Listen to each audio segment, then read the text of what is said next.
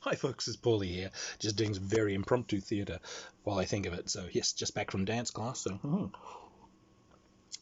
doing high heels dance. Woo! Anyway, so I met, it's a very wonderful gentleman. I was studying Tenshin Shoden Katori Shinto-ryu, transmitted directly from the gods Katori Sacred Shrine style. It's one of the very old Ko-Budo.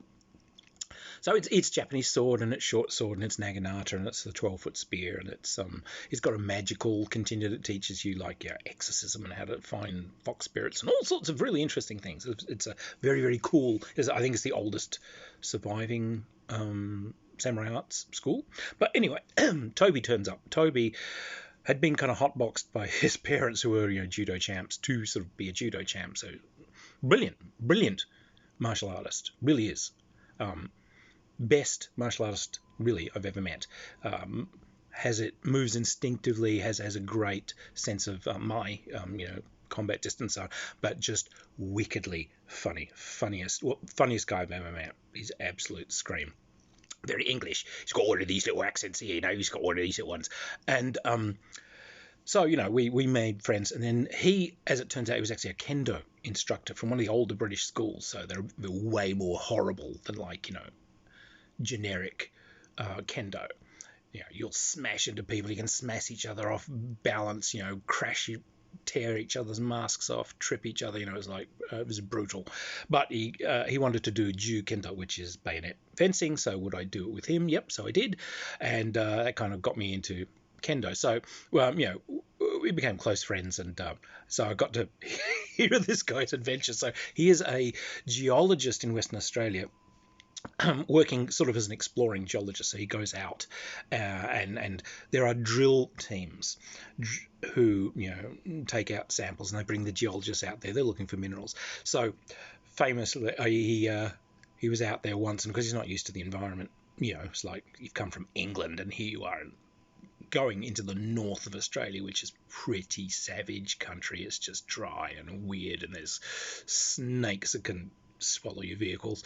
And remember, he had to go off into these spinifex bushes and everything for a wee, and this black frog has jumped out and seized onto his cock, and he apparently came raging into the can. Oh, get off! And the thing's torn off. Is that okay? That's not poisonous, is it? And of course I was, I think you might have found the black cock frog there. You better get that seen to tomorrow. Cock frog? Do you believe them or do you not? Clue, they're Australian. Don't believe them. But drillers. Now, drillers may not be now, they might be more easier, but they were a law unto themselves, because what they do is these guys are not particularly well educated.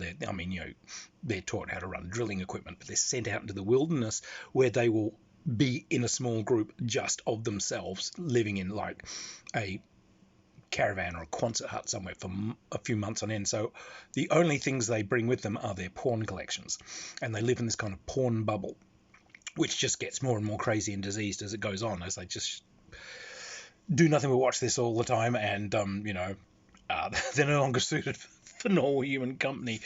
But drillers are responsible for one of Toby's worst moments on Earth, and it's not my story, it's his, and I'll tell it with great joy. He was working on restoration work for London Bridge over in good old London, and there is a substantial current that comes up the Thames. It's probably about 3.5 mile an hour current that comes up when it's tide inflow.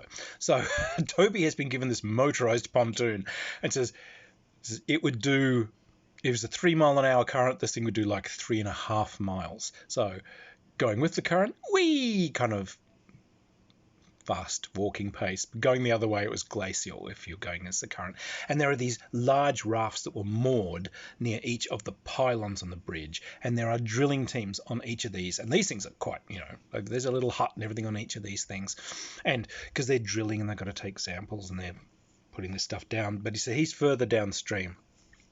One group of drillers is yelling out to the others, because they know these guys have got some porn that they haven't seen. So, share it with us, share it with us. Okay.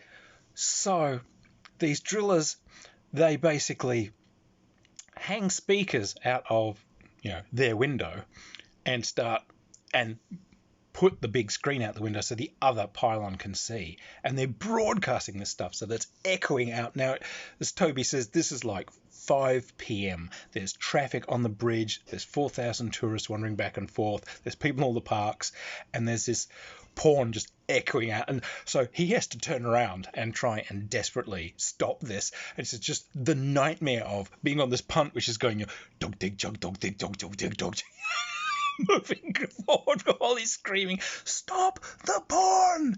You assholes! Stop the porn!"